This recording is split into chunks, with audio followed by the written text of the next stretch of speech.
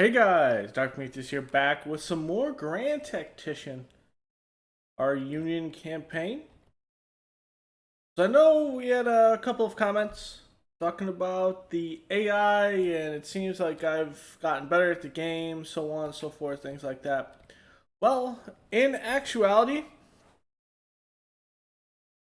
the AI is completely different from what we've kind of seen. So the Union AI is very aggressive, which allows you to force them into extending or overextending their lines in a way that you can exploit. And then for the Confederate portion, they're very passive, allowing you to kind of just maneuver around. We also had one about how I pronounce Cairo, the saying it's Cairo. Weirdest things about Midwest, you have, it's not going to be on the map up here. You have a city that's up here. It's like somewhere around in here. It's called, and it's supposed to be pronounced Hobart with a B. Thing is, people still pronounce it around here Hobart, like it's B-A-R-T, even though it's. See, I'm already confusing myself. I'm not even sure which way it is. I think it's spelled Bart, but people say Bert anyway. It's people know what you mean, and in this, you know what I mean when I say Cairo or Cairo at that point. I mean, it is what it is. So, I've been to Cairo in this area before. People have called it Cairo, people have called it Cairo. It's one of those ones that you have different meanings and people kind of know what you mean, so they just don't nitpick it. The other thing was the core system. We had someone say maybe the core system isn't the greatest thing and what it does. Well, I completely screwed this upgrade up. Completely. So, normally in a Confederate campaign, what you're doing is the fact that I never really are overextended. Maybe in the West, I have to take down from like maybe Little Rock or Fort Smith headquarters. But I'm not really worried about it because I don't have a second core that I make here. I just make that body and hold it in Fort Smith, which I'm not worried about reinforcements. If I had two core, I would bring up that one to Springfield in my Confederate campaigns. When we're down here, we just bring it up in Nashville. We're not in Kentucky. We don't have to worry about advancing. So really, when we bring it up in, say, Tennessee, it's normally around Nashville, Murfreesboro, Pulaski, so it's just a short move up. Same thing in Virginia. When we bring it up, it's down here at Richmond. So, I mean, we just pull up the whole thing. It's not big of an issue because we aren't outside of our territory a lot in the Confederate campaign. In the Union campaign, what I should have done is you have this core down here. I should have kept it at the size it was. Moved this headquarters down to Bowling Green and then make this core, because this core would have. The cores come from where the Army headquarters is, which makes sense, obviously, and not where you're pulling the troops. So if I pull troops from here to make a new core, the core would materialize in Wabash, not in Nashville. A little weird in some aspects, but I get why it's done. Essentially, the only time you're going to do this is when you have the entire army grouped up.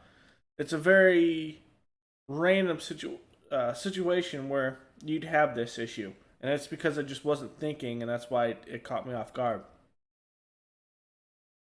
So that's the same reason over here. Now, what the core system allows you to do. So, look at the command range of this. So here's your attacking. I think this is your reinforcement range here. So you have this. This is a lot larger. So what this allows you to do. Say if this army is down at Bowling Green. I have a core at this corps is down at Nashville, and I have this corps at Hopkinsville. Neither of them would be able to reinforce each other. If they weren't corps, if they were just straight armies, then they would not be able to reinforce. But if I have this command here, and both of these corps are within this command area, both corps, because the commander is in that area, both corps will join the battle even if they're outside this range. So it allows you to spread out more, which is ultimately what we want to do as a unit. We want to be able to spread out, take territory, and kind of make sure that we take territory in open spaces and close in kind of enclosed spaces. That makes sense.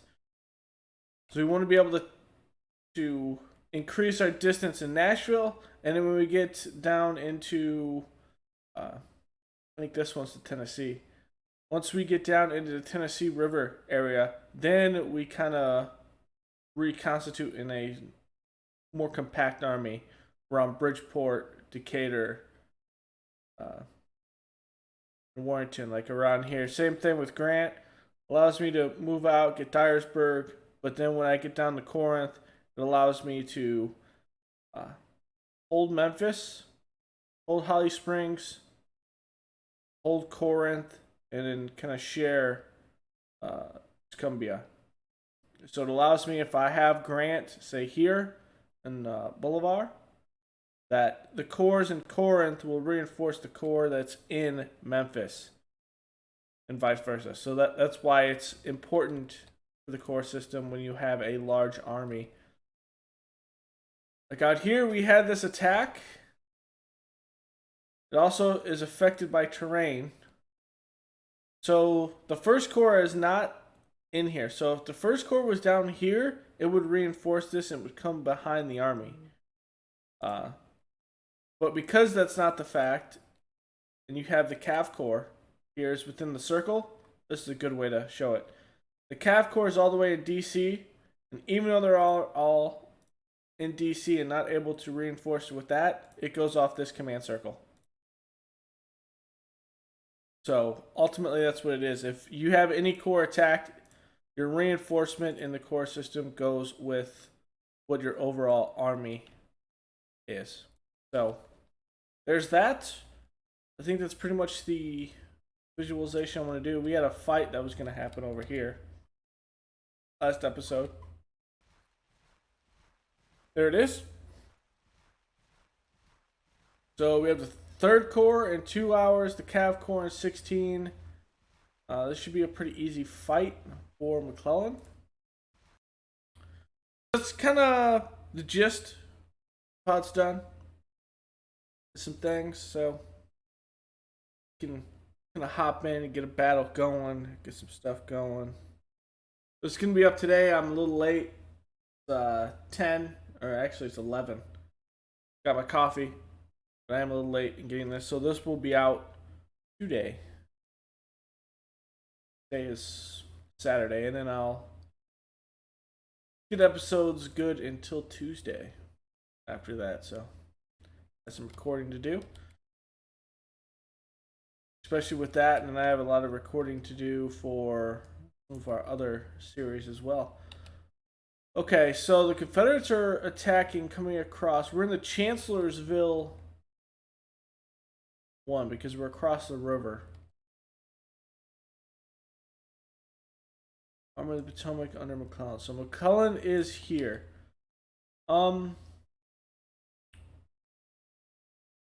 We're in a holding pattern. However, I would like to take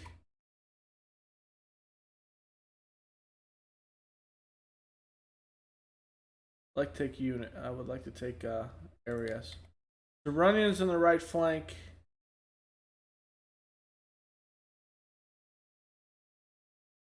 I think what we're going to do is we're going to do this. So Tyler's going to come up through Chancellorsville. Sit up here. Hunter is going to come up this road at Hazel Grove and here. And this one will put a blocking maneuver here. Runyon.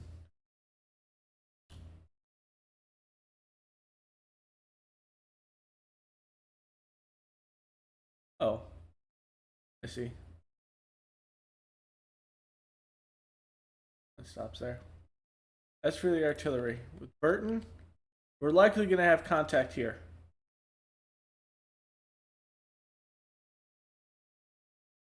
Likely smarter to have our artillery here. Get the entire army in a line formation. Should have done that before. We kind of know where we want everyone, so we can adjust this quickly.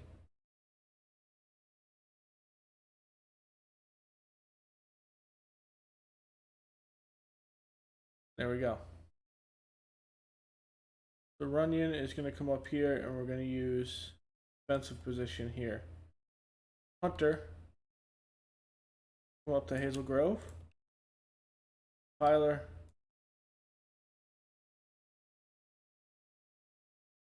Chancellorsville. As for this position,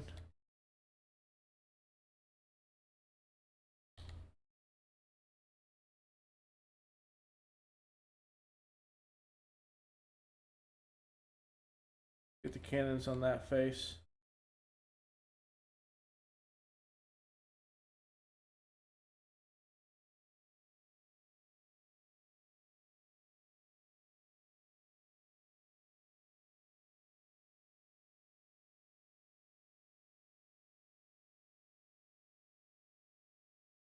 Okay.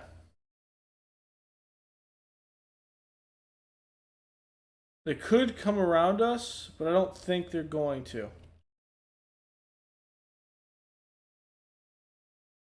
I could be completely wrong. It could be. Alright, so I had a couple comments back in the Confederate campaign about kind of scrolling out more, seeing what's going on in the battlefield. So I'm going to try to do that more. It's a comment I've been forgetting to address, but I will try to do that more.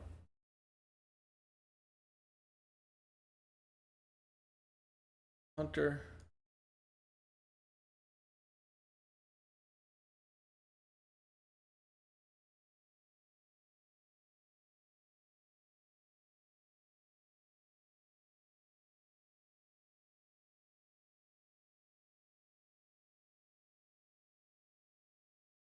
After we take this, I'm going to march up and get on his right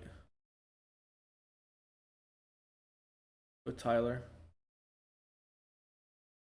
Might be slow going. We have a defensive position here. If they come at us, we're going to pull Runyon right into his flank.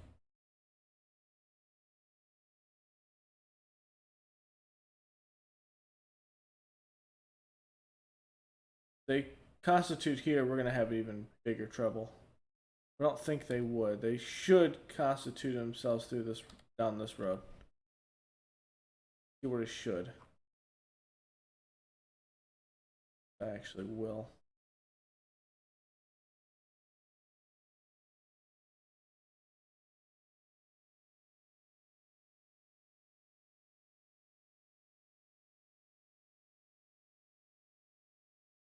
Actually, if I was a Confederate, I'd come down this road.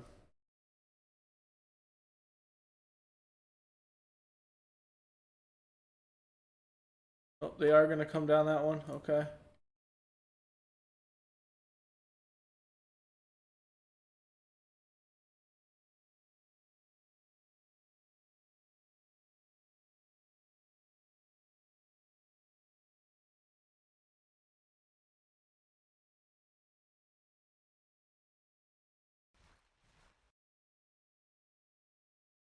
Prepare to defend yourselves, boys.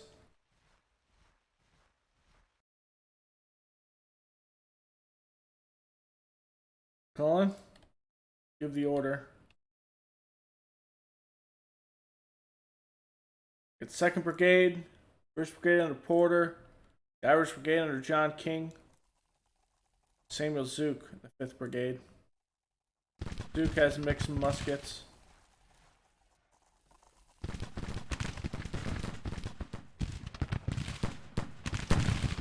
Oh, skirmishers.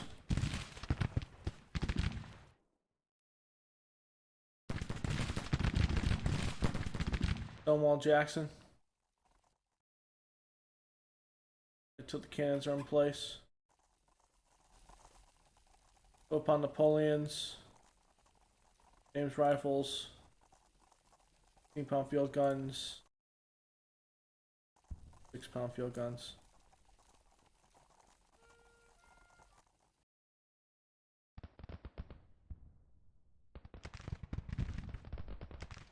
Tyler's gonna come up and reinforce flank of Hatch. Runyon is gonna come up. Way too close. Runyon is gonna come in and reinforce the right.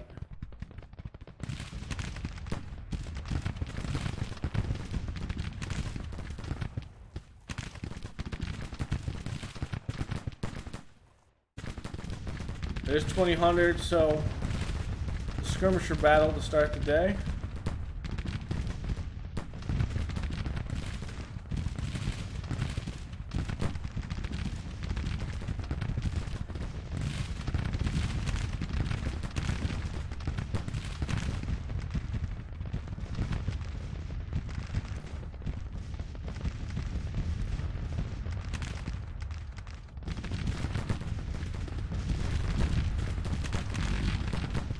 Skirmishers back.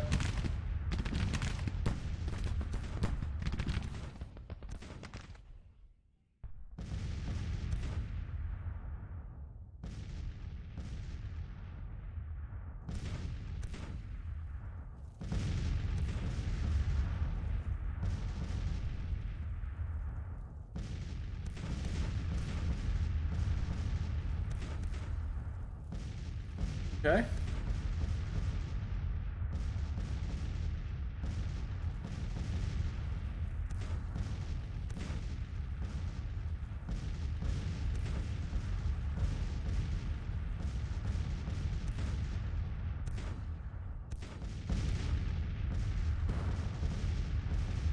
And prepare to defend yourselves. They're gonna come in strong. Stevens' brigade is going up against the Irish brigade here.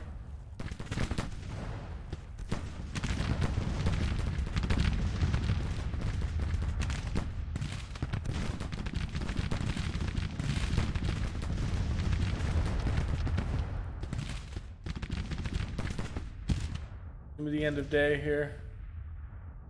Magruder does arrive with Hampton's Legion. He's over here on our right.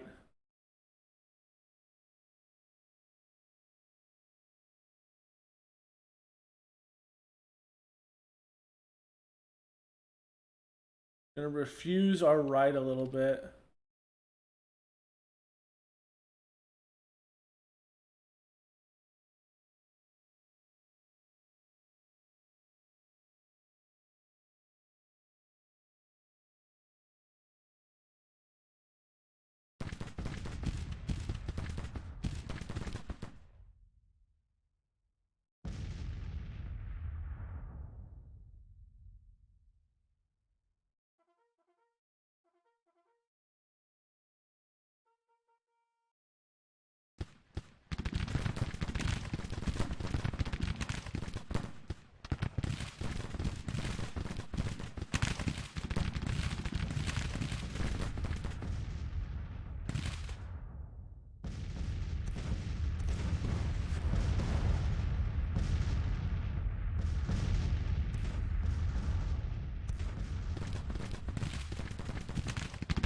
Dennison, William Hayes, Jeremy Keys, Henry Baker. Confederates are trying to cross that river. Oh, and there was one comment as well that we talked about. They were facing large units of the Confederates that were over 3K. They were like 4K. So though that intelligence is because of your ratings of your commander. All of the strengths here, the numbers, are estimated based on your commander's skills. I don't remember what skill at the top of my head it is, but if they have a low skill in that one, you will actually overestimate the armies. Same thing, it kind of works in the campaign map, and it also works in the battle map.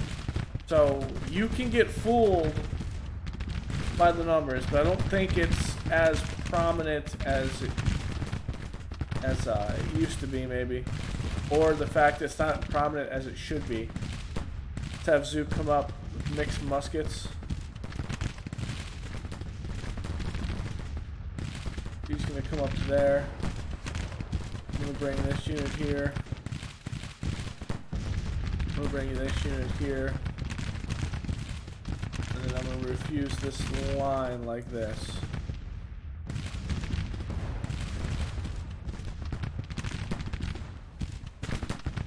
Fifth, this portion of the force, New Jersey Militia, are my reserves. You're gonna function as my reserves in this battle. It looks like the Irish Brigade repelled the Confederate forces, and we repelled Stonewall Jackson.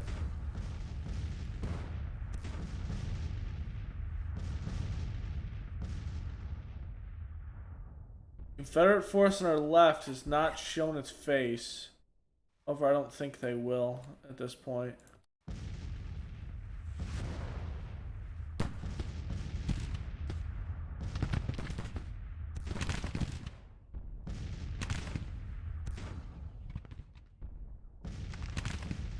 Not with the fact that they're already in a retreat.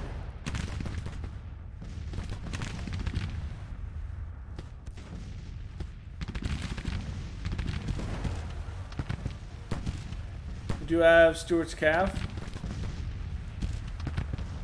Look is back in contact.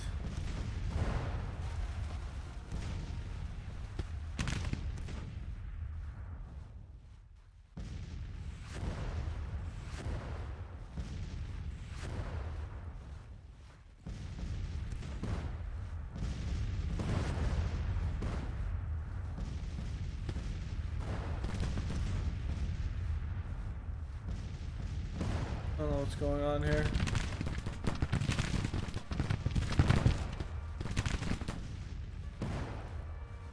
This brigade's kind of messed up. There we go. I don't know. What are you doing?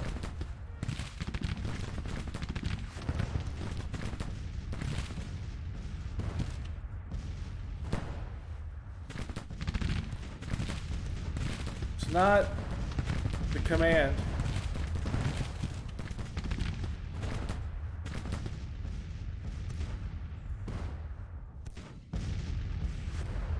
I think there's too many things of cover that's kind of screwing with him. They're going to come down here. We're going to send the 1st Division on the road. Here. Back on the road. Runyon, you were going to reinforce.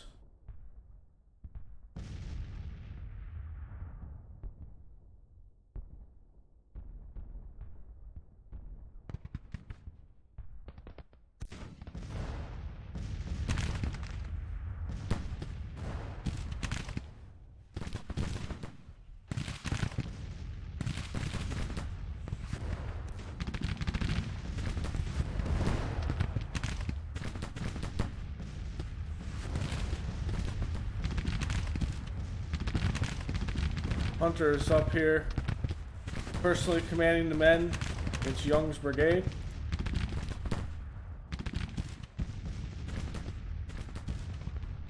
We're reacting to the Confederates trying to loop around us.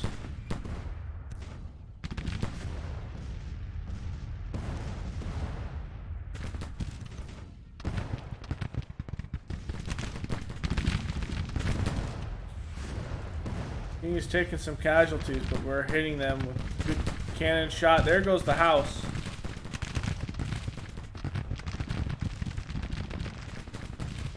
It's Welford.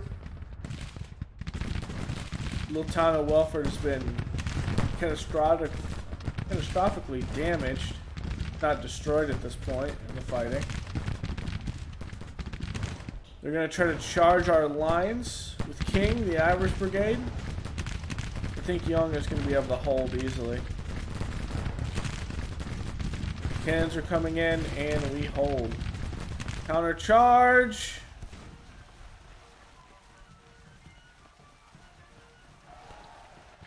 Counter charge them, man.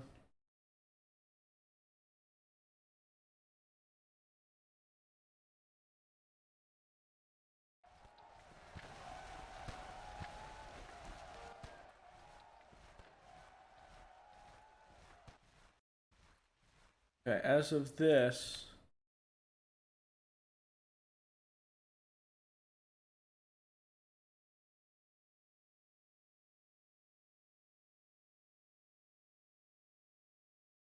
I have Hazen coming over here quickly.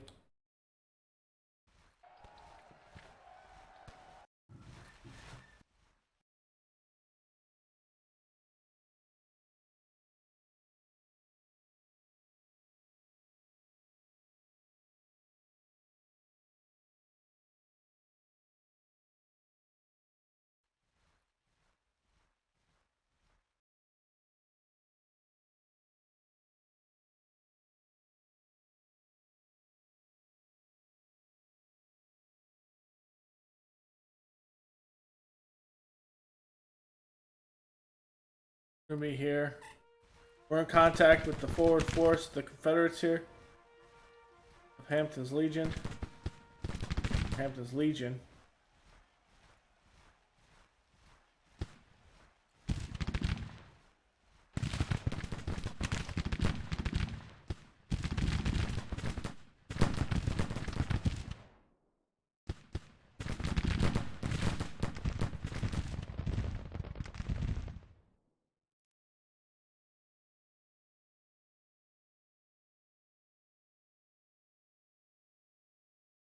Pull up the artillery. Move them back here.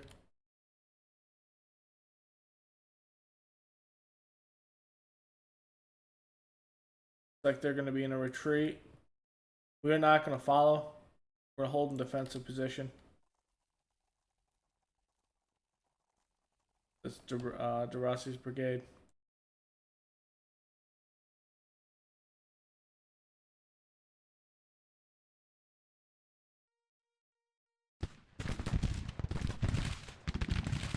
Cohesion of Sykes is failing. The enemy is now retreating.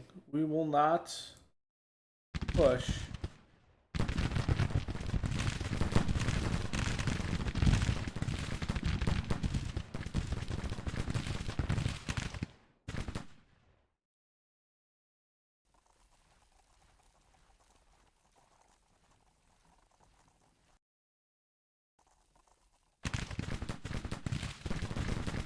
Oh, now we will.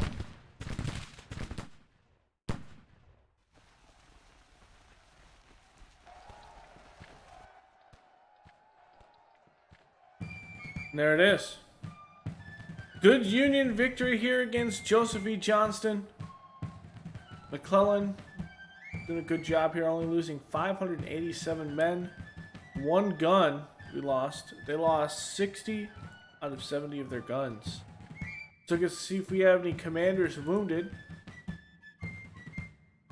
Johnston himself was wounded in the fighting.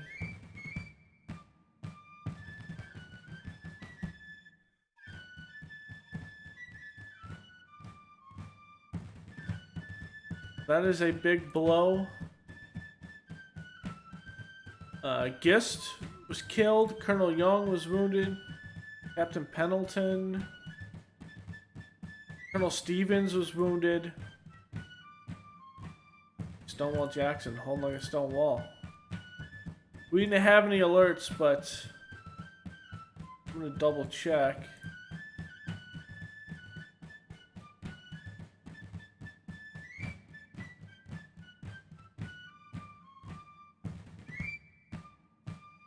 think we're good. Yep, we're good.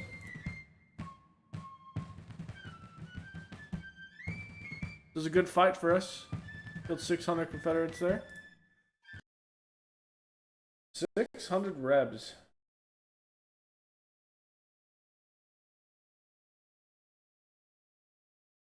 That's it. Culpeper. We're holding on the northern side of the Potomac once we consolidate our forces.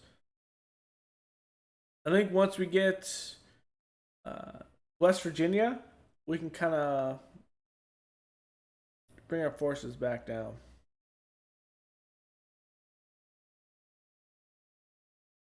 Weird thing is that while the Union was down north of Fredericksburg across the river, I always thought it was weird that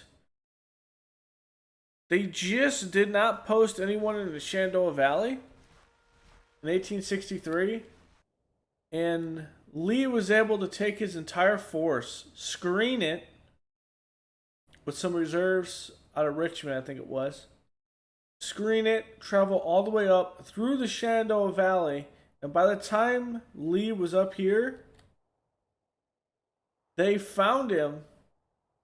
Lee just kept marching north and came around. That's how he got up to Gettysburg. Up around here. But it's crazy that Lee was almost through the entire Shenandoah Valley before the Union actually detected his movement. It's crazy. You can kind of see the setup of how they were in 1863 before the movement in the 1863 campaign, where the unit is heavily concentrated north of Virginia, but they're not actually trying to move anywhere. It's the weirdest thing. So what we're going to end up doing is having the Cav Corps hold this area here. We're not going to advance. I want the 2nd Corps to eventually take his spot here. The Cav Corps will be down here at this crossing, because the Cavalry Corps can move back faster, and then we kind of crunch towards Richmond. Yet the Army of the Potomac is down here, 4,000. They're moving up. The Army of Georgia with 8,000. Army of the Northwest with 5. Army of the Okochee has 20,000. So we might have to do that where we kind of retreat up through Winchester and we kind of hold this area.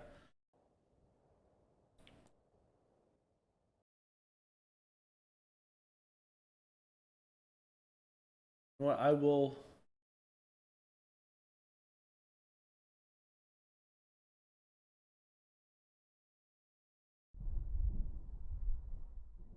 I think we might have to reconstitute. Germans down here.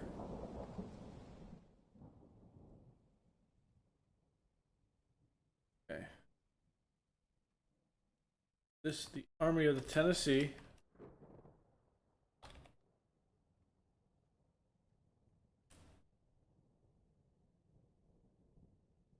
First Corps.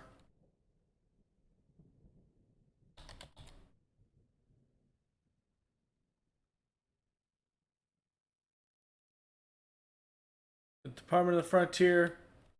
3rd Corps Nathaniel Lyons. Should be the St. Louis Garrison.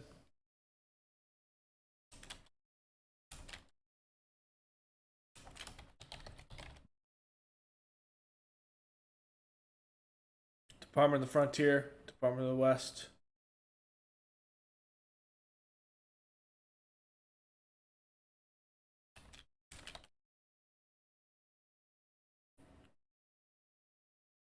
Let's call it Mississippi. Army of the Mississippi. Under McDowell. At the Department of Ohio. The Army of Ohio.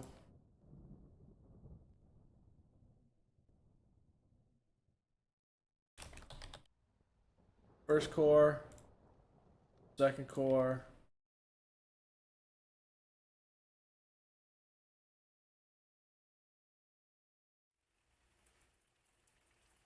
Can the first corps hold this? Oh yeah, that's 26,000 under Hooker. Jesus. Did not realize how much he actually had.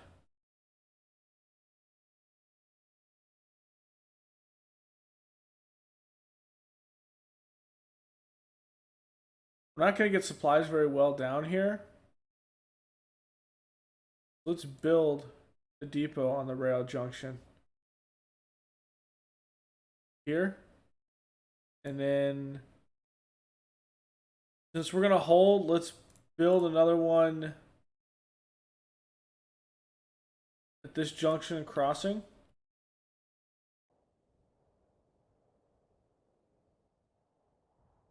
We have the one at Harper's Ferry. We have two at Grafton.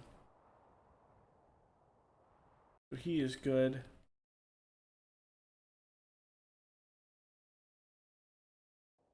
Maybe we need to retreat back across the river. Thinking.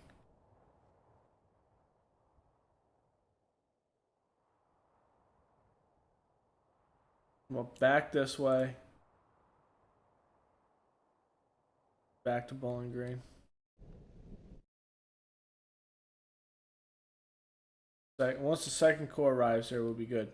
There's no way that this first corps gets under Sherman gets hit, so I'm fine. That 31 guns. We don't have our full complement there. Okay, so before we can get through, let's get this supply depot upgraded. Here we need to be able to reinforce any force that we have. We're gonna move forward there. McDowell's gonna go forward just a little bit. The Department of the Frontier is gonna take this crossroad eventually. St. Louis Garrison's obviously gonna sit in St. Louis.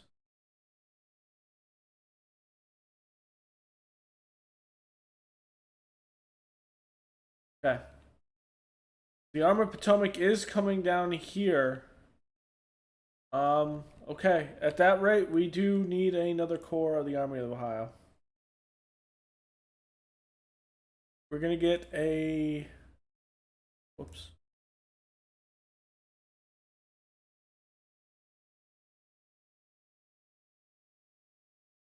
What happened? Oh, it's here. I was like, what happened to this? Add a new group. This is going to be the Cav Corps. And then eventually we'll phase the Cav out in its own section. This is going to be under the command of...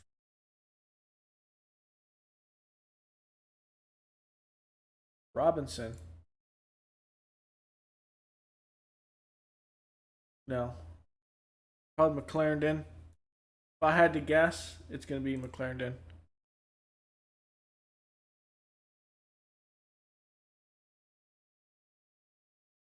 Is there anyone I want to... Let's put a unit in here just so it doesn't disappear.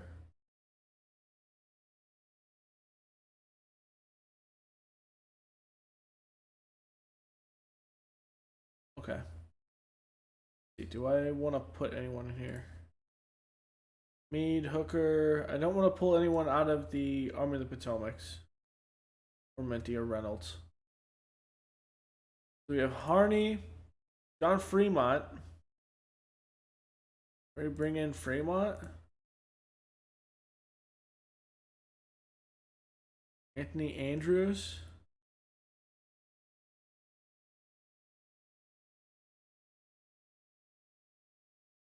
I think we bring in Anthony Andrews.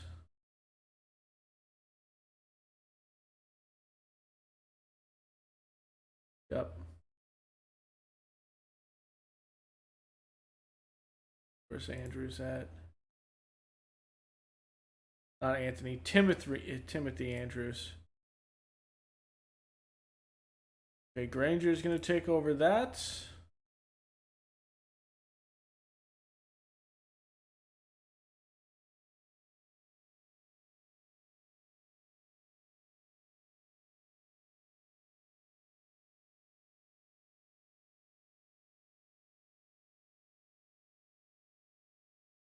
Done screwed that up.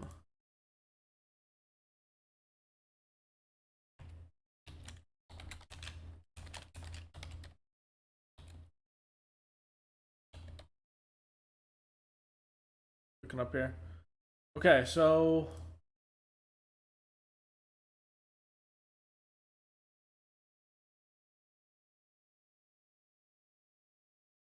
Timothy Andrews is going to take command of the Corps. This is going to be under Major Ward.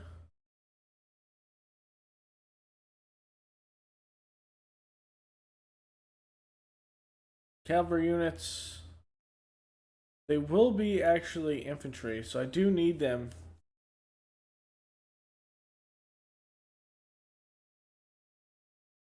Be more infantry related.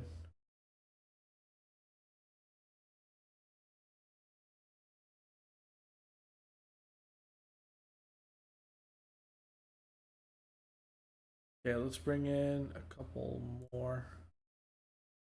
The biggest issue we're going to have is we need to attach artillery to this unit.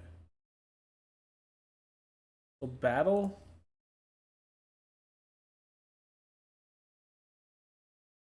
Robinson's going to be a command of this section.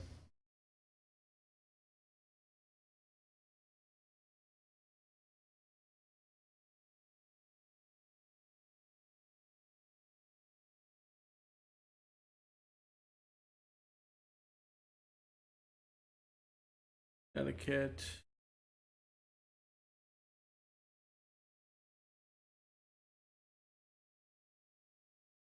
Okay. Section of flying batteries.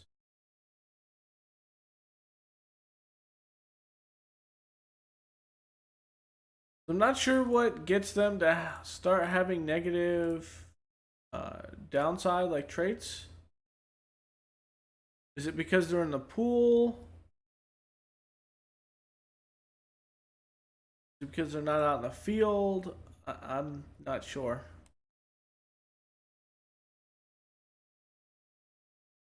Good artillery officer. Okay, Delaware. It's gonna be mounted cav or mounted artillery.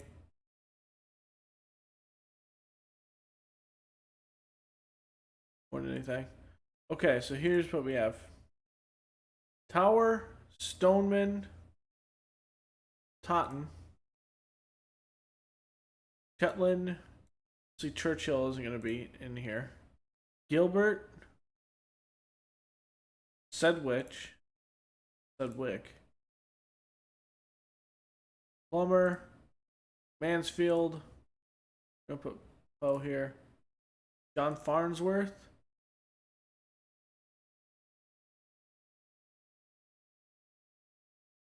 I'm going to replace Sedgwick here. I'm going to put Negley. I'm going to put Sedgwick here.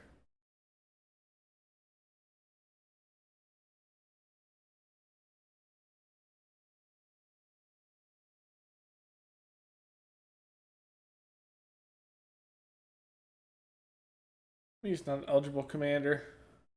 What? He is.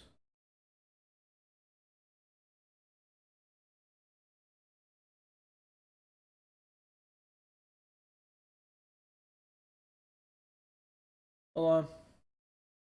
That's a bug sometimes.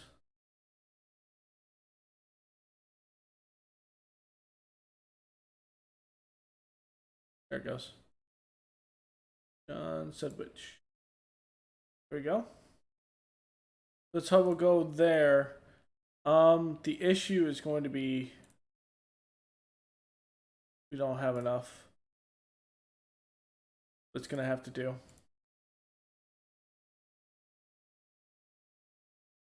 First corps, second corps. Cavalry corps is gonna come over in the gap. Right now. We're gonna have to hold that gap. We're cut off from supplies, so we're just gonna maneuver back around. Not something I want to do, but it's something I have to do.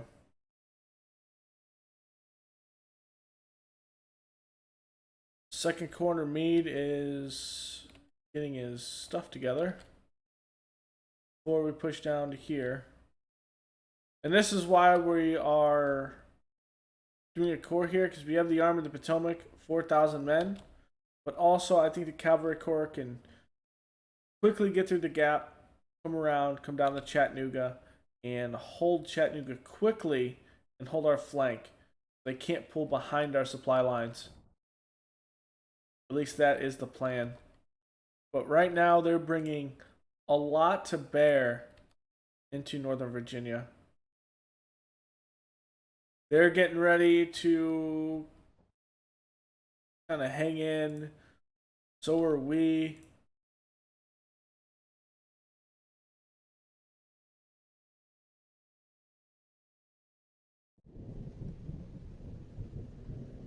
We're going to put our blockade orders into effect.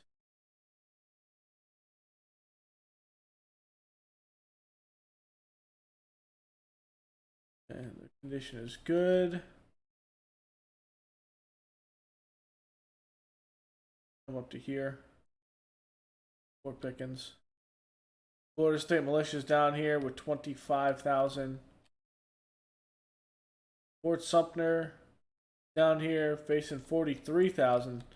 But they're not actually trying to move those units, which I find to be very strange to say the least. Let's get out more.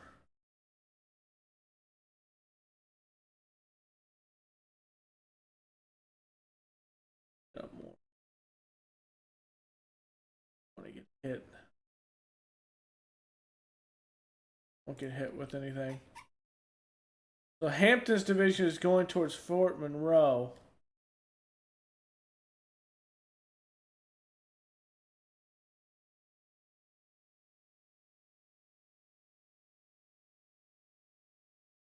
This is a bit concerning to say the least.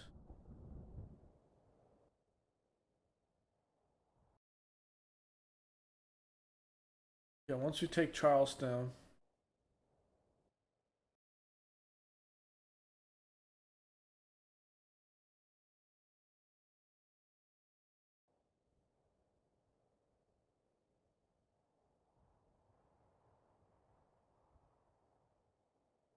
Would we be able to reinforce with that second corps? Where is the second corps? Second corps is so far out now. The second corps might as well be in across the world right now.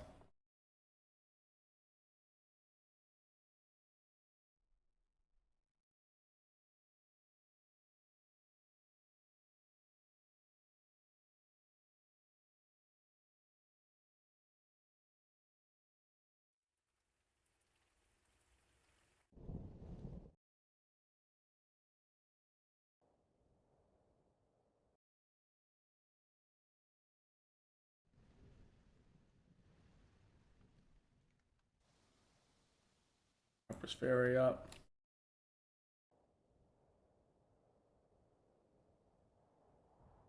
Get this one on the rail line.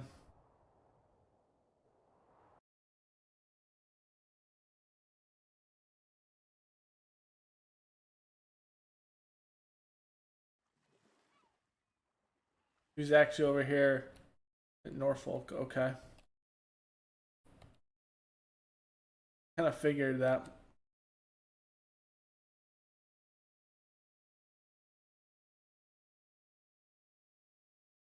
Blockade here. In Pensacola, Biloxi, Mobile, this area.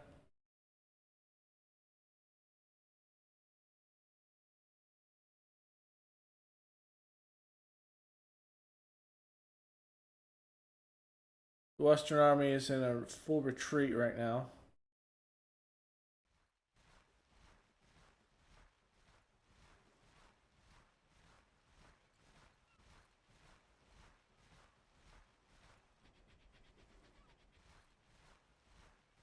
At this point, let's put this here. Let's build fort here with the first corps. We're not going to move Sherman. So it's pointless not to do that. It could protect our side of the river.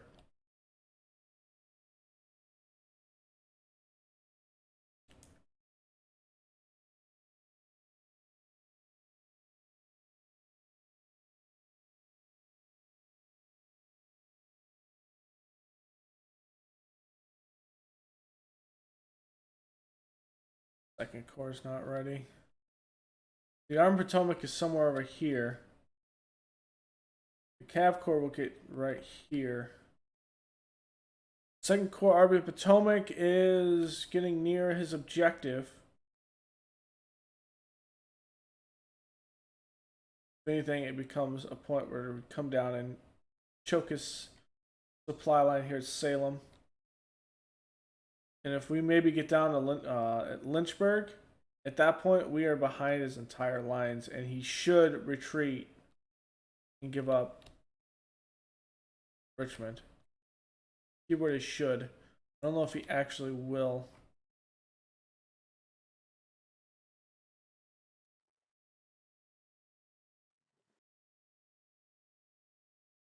King Cotton. We're going with 24-month militia because it is September. We want to keep our troops in the field at this point. Still being contested. At least a good thing.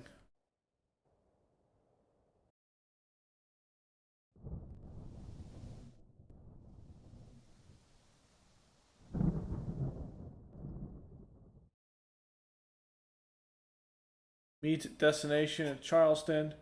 And West Virginia has been formed, so we take over West Virginia. That helps.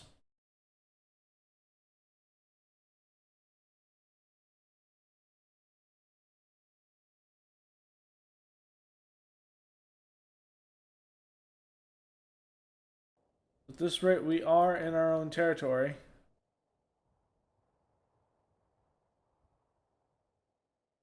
We're going to march down here to the south.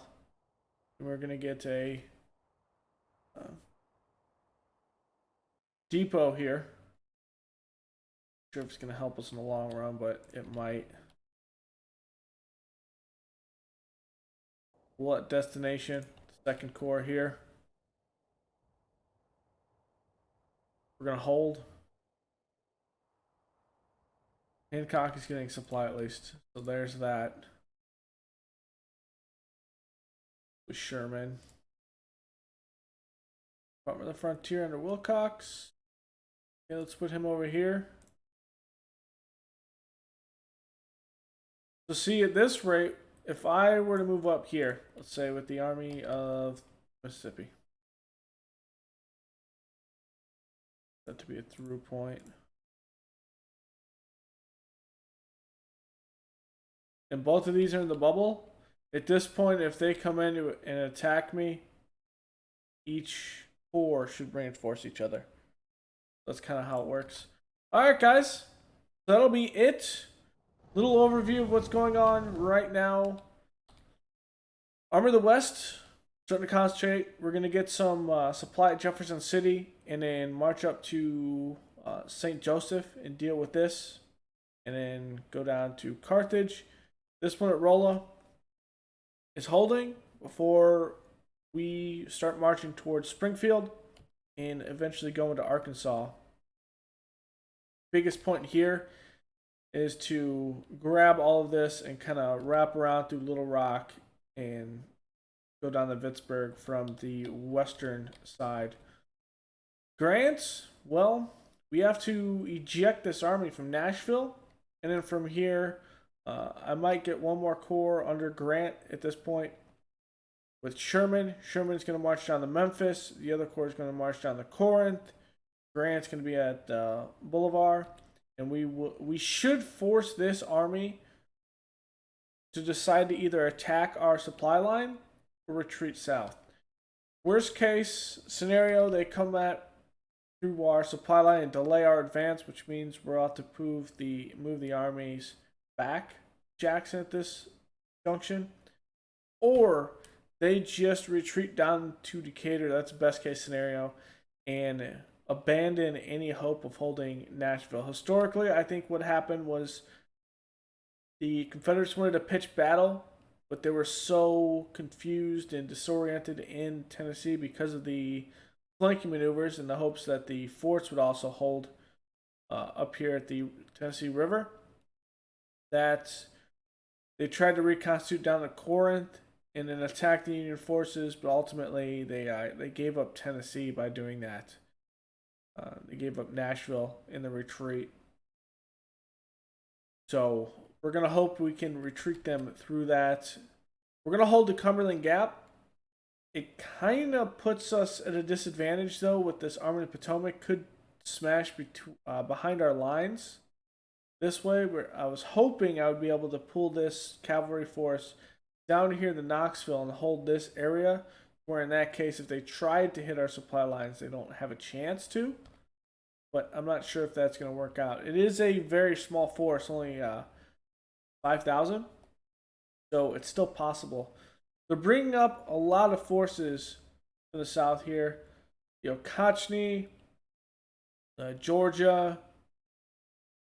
That's what? 31? That's 30,000 men. They already have another 10,000 here, I think. So we've got 40,000 men opposing us here. The First Corps cannot reinforce. The Second Corps, the Cav Corps is ready to move, though. So we will move them down. But we're not able to reinforce corps, and that is not always the best idea. Since we have formed West Virginia at this point, I think we take the First Corps and we start assaulting in, see if we can make them abandon their flank on Richmond. If we can make them abandon here and we can hold this rail junction, we should be able, keyword is should, we'll get just inside on this this area. We just inside reinforcement range, so when the 30,000 do come, they will likely hit us here because that's the significant threat to Richmond. In that case, we can have the Cav Corps and this one very close to each other on this rail line. We can get our supplies up here before we cross into Richmond and attack, and if we can consolidate here, we'll be good. Same thing with the Second Corps. Once we get over here, we can threaten Lynchburg and threaten Richmond from the south from there. And in that case, we don't need to hold this because this line will go straight to here. We can essentially just assault Richmond with all of our forces here, with this being the linchpin of cutting off supplies from the rest of the Confederacy. And that is the plan. Naval forces are in a blockade. We got Hampton's Legion down here as well, so we got to worry about that. But we're finally in a position to start blockading down here. And that's what we have. Not great blockading going on, but it is none the same. I would say the fact that the Confederates are kind of stuck in not with these forts is something that the devs have to kind of work on with this. Because you have 43,000 that could overwhelm us. You have another 25,000 that could overwhelm us in the middle. And this isn't an issue of morale, but this is the fact that even on the hardest difficulty, the AI is not really hitting us with everything. So I think the way to go is still a Confederate campaign if you're looking to start your own campaign. So yeah, thank y'all for joining me. Don't forget to leave a like below, comment, and subscribe. And I will see you guys next time. Later.